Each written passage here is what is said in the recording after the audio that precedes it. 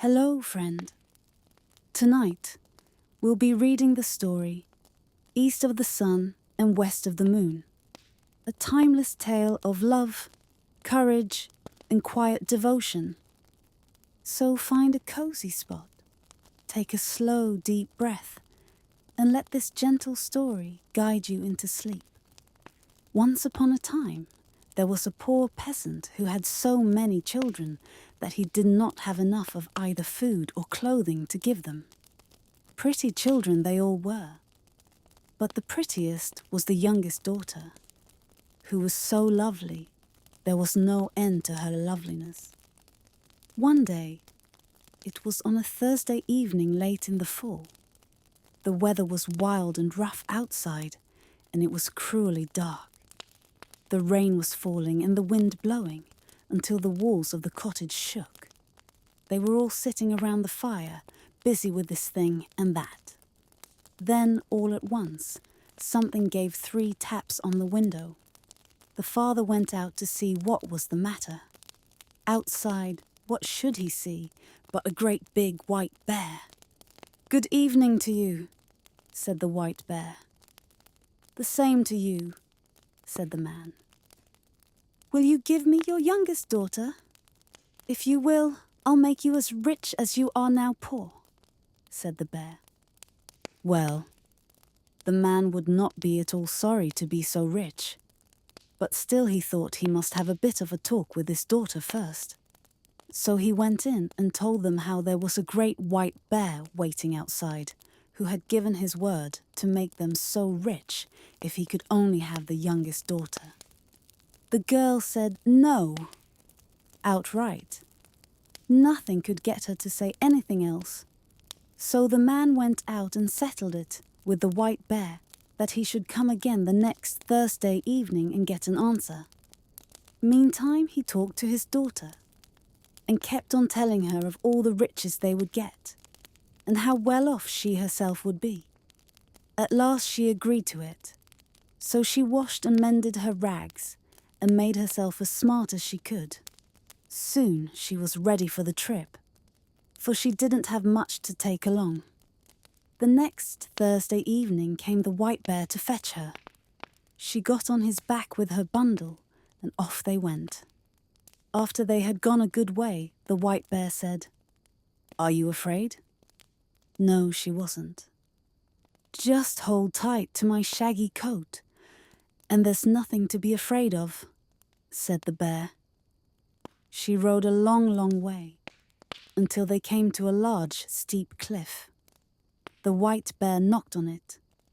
A door opened, and they came into a castle where there were many rooms all lit up, rooms gleaming with silver and gold. Further, there was a table set there, and it was all as grand could be. Then the white bear gave her a silver bell, and when she wanted anything, she only had to ring it, and she would get it at once. Well, after she had eaten and it became evening, she felt sleepy from her journey and thought she would like to go to bed. So she rang the bell. She had barely rung it before she found herself in a room where there was a bed made as fair and white as anyone would wish to sleep in, with silken pillows and curtains and gold fringe. All that was in the room was gold or silver. After she had gone to bed and put out the light, a man came and laid himself alongside her. It was the white bear who cast off his pelt at night, but she never saw him, for he always came after she had put out the light. Before the day dawned, he was up and off again. Things went on happily for a while, but at last she became quiet and sad. She was alone all day long, and she became very homesick to see her father and mother and brothers and sisters. So one day, when the white bear asked what was wrong with her, she said it was so lonely there, and how she longed to go home to see her father and mother and brothers and sisters. And that was why she was so sad, because she couldn't get to them. "Well," said the bear, "that can happen all right, but you must promise me not to talk alone with your mother. but only when the others are around to hear. She will want to take you by the hand and lead you into a room to talk alone with her. But you must not do that, or else you'll bring bad luck on both of us." So one Sunday, the white bear came and said they could now set off to see her father and mother. Off they went, she sitting on his back, and they went far and long. At last they came to a grand house. Her brothers and sisters were outside, running about and playing. Everything was so pretty, it was a joy to see. "This is where your father and mother live now," said the white bear. "Now don't forget what I told you, else you'll make us both unhappy." No, heaven forbid, she'd not forget. When they reached the house, the white bear turned around and left her. She went in to see her father and mother, and there was such joy that there was no end to it. None of them could thank her enough for all she had done for them. They now had everything they could wish for, as good could be. Then they wanted to know how she was. "Well," she said, "it was very good to live where she did. She had all she wished." I don't know what else she said, but I don't think she told any of them the whole story. That afternoon, after they had eaten dinner, everything happened as the white bear had said it would. Her mother wanted to talk with her alone in her bedroom, but she remembered what the white bear had said and wouldn't go with her. "What do you have to talk about? We can talk about any time," she said, and put her mother off. But somehow or other, her mother got to her at last, and she had to tell her the whole story.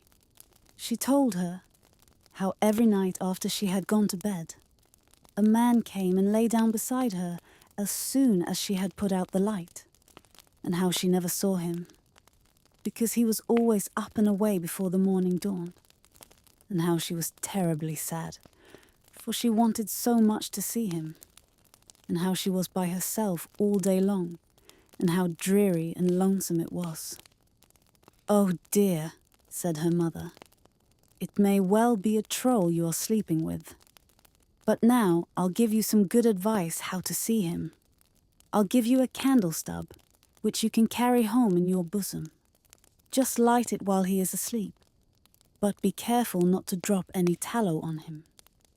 Yes, she took the candle and hid it in her bosom. And that evening the white bear came and took her away. But when they had gone a piece, the white bear asked if all hadn't happened as he had said. She couldn't deny that it had. "Take care," said he. "If you have listened to your mother's advice, you will bring bad luck on us both, and it will be finished with the two of us." No, by no means. So, when she reached home and had gone to bed, it was the same as before. A man came and lay down beside her, but in the middle of the night, when she heard that he was fast asleep, she got up and lit the candle.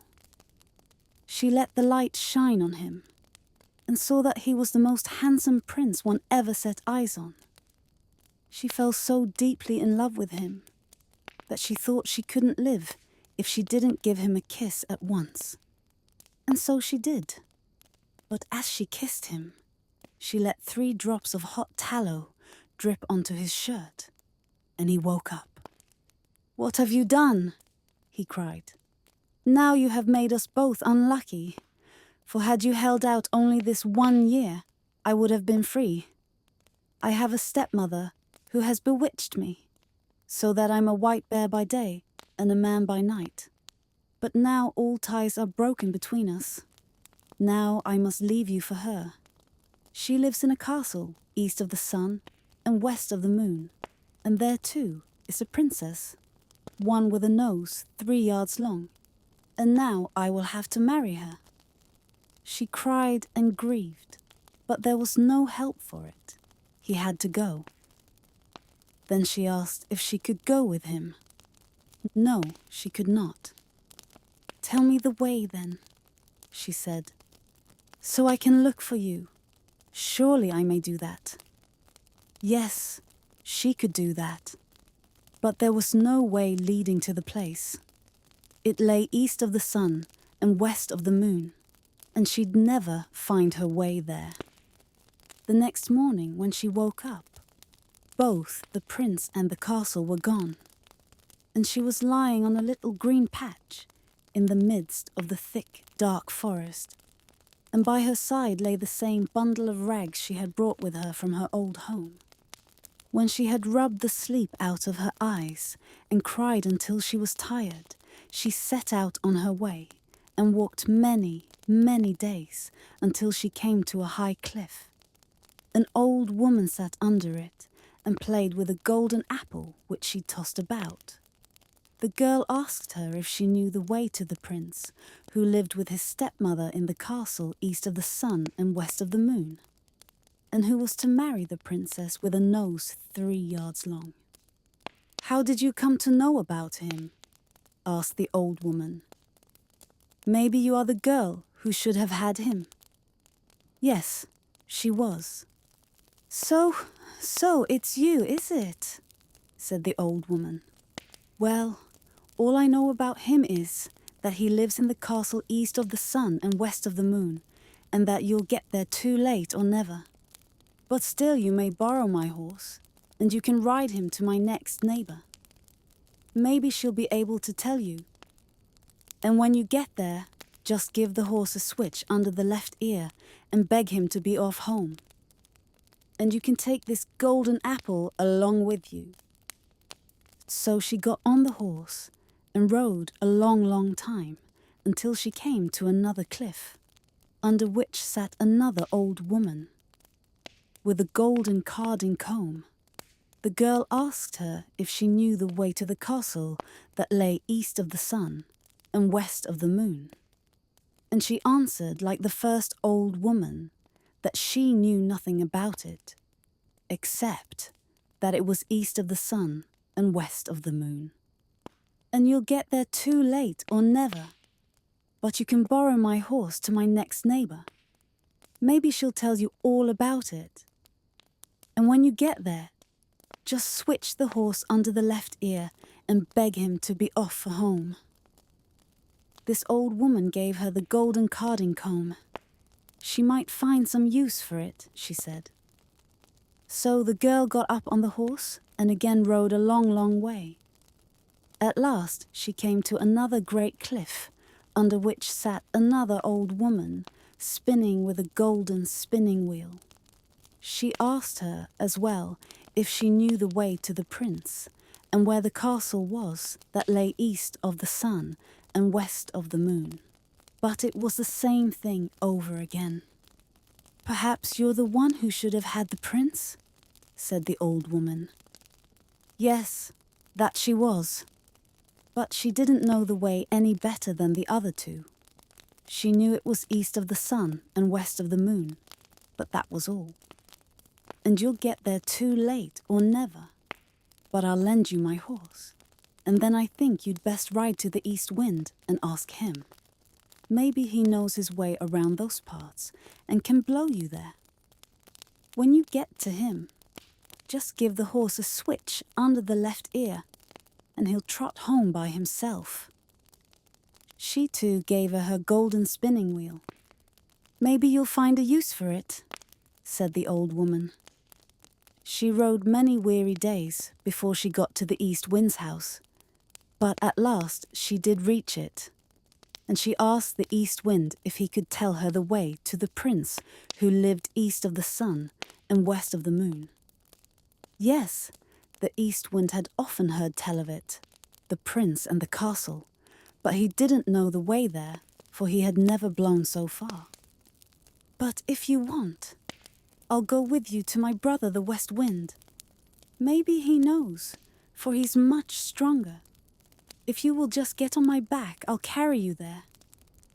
Yes, she got on his back, and off they went in a rush.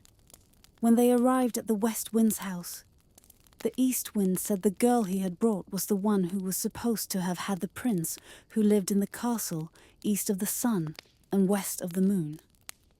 She had set out to find him, and he had brought her here, and would be glad to know if the West Wind knew how to get to the castle. "No," said the West Wind. "I've never blown so far, but if you want, I'll go with you to our brother the South Wind. For he's much stronger than either of us, and he has flown far and wide. Maybe he'll tell you. Get on my back, and I'll carry you to him." Yes, she got on his back, and so they travelled to the South Wind, and I think it didn't take long at all. When they got there, the West Wind asked him if he could tell her the way to the castle that lay east of the sun and west of the moon, for she was the one who was supposed to have had the prince who lived there. "Is that so?" said the South Wind. "Is she the one? Well, I have visited a lot of places in my time, but I have not yet blown there. If you want, I'll take you to my brother the North Wind. He is the oldest and strongest of us all, and if he doesn't know where it is, you'll never find anyone in the world to tell you. Get on my back, and I'll carry you there." Yes, she got on his back, and away he left his house at a good clip. They were not long underway. When they reached the North Wind's house, he was so wild and cross that he blew cold gusts at them from a long way off. "Blast you both! What do you want?" He roared at them from afar, so that it struck them with an icy shiver. "Well," said the South Wind, "you don't need to bluster so, for here I am, your brother, the South Wind, and here is the girl who was supposed to have had the prince who lives in the castle that lies east of the sun and west of the moon.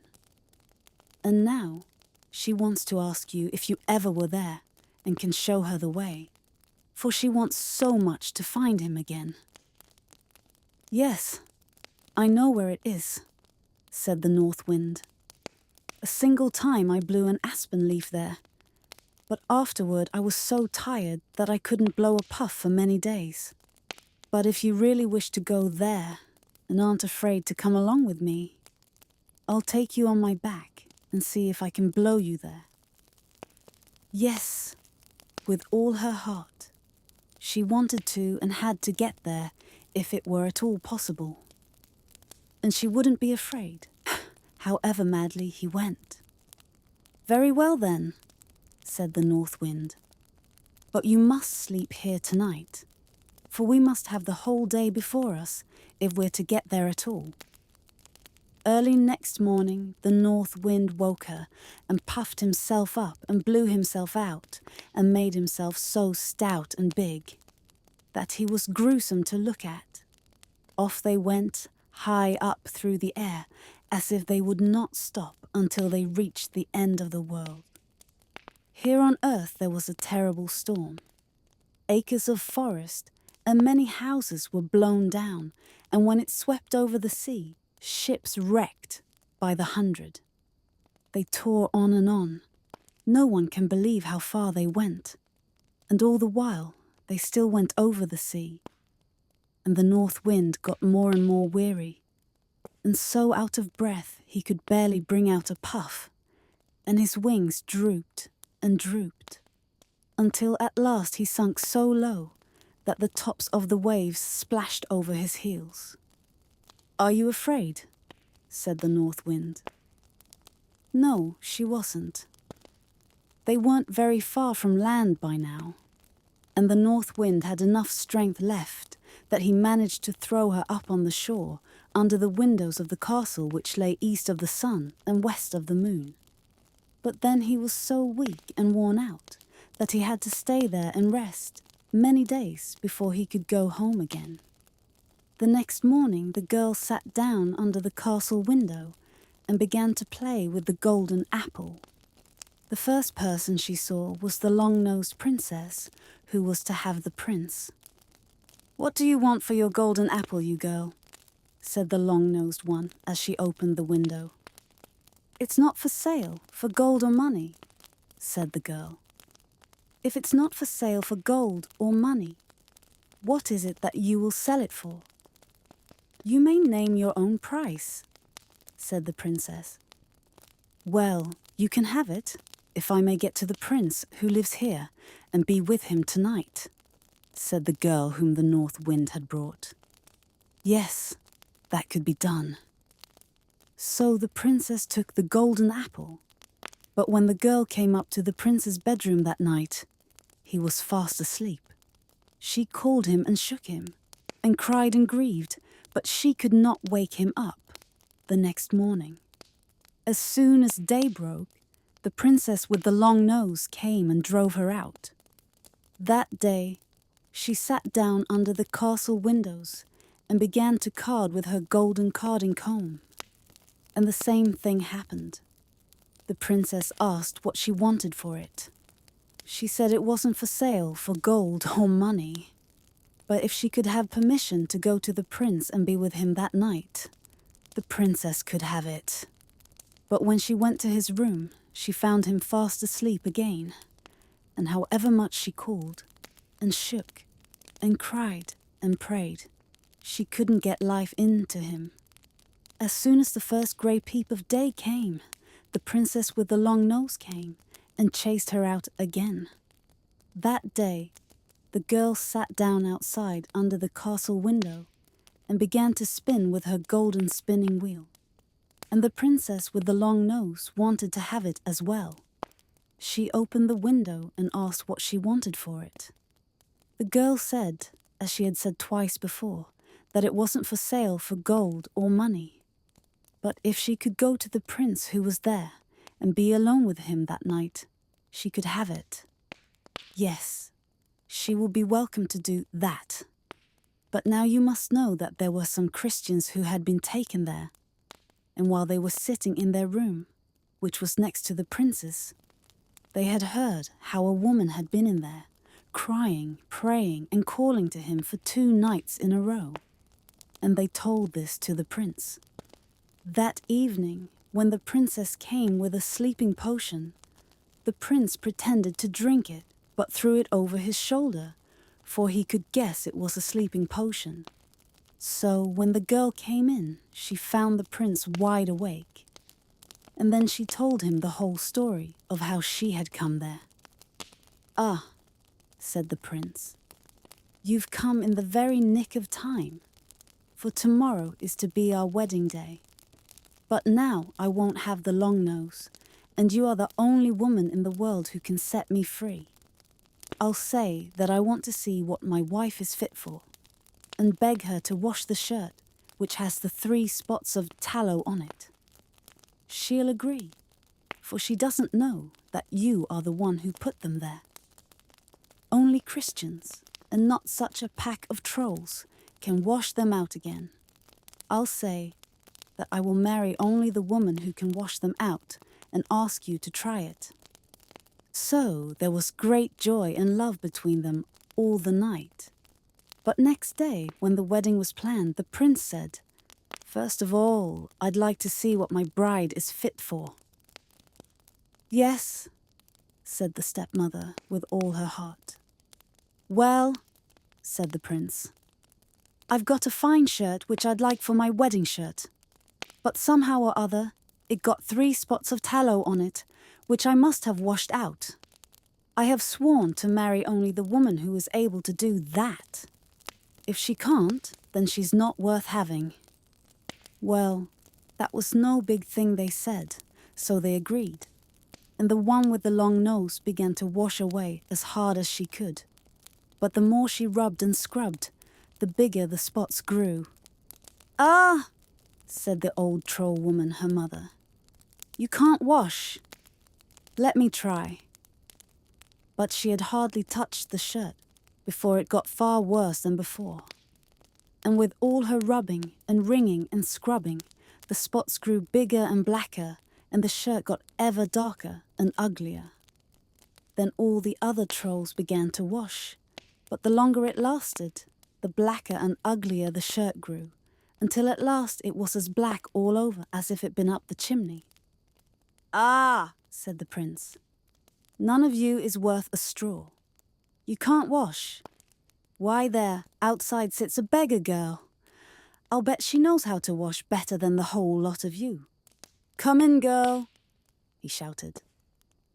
She came in. Can you wash this shirt clean, girlie? He said. I don't know, she said, but I think I can. And almost before she had taken it and dipped it into the water, it was as white as driven snow, and whiter still. Yes, you are the girl for me, said the prince. At that, the old troll woman flew into such a rage, she exploded on the spot. And the princess with the long nose after her, and the whole pack of trolls after her. At least I've never heard a word about them since. As for the prince and princess, they set free all the poor Christians who had been captured and shut up there. And they took with them all the silver and gold, and flew away as far as they could from the castle that lay east of the sun and west of the moon. The end. Thank you for listening. May your sleep be peaceful, and your dreams be gentle. Until next time, good night.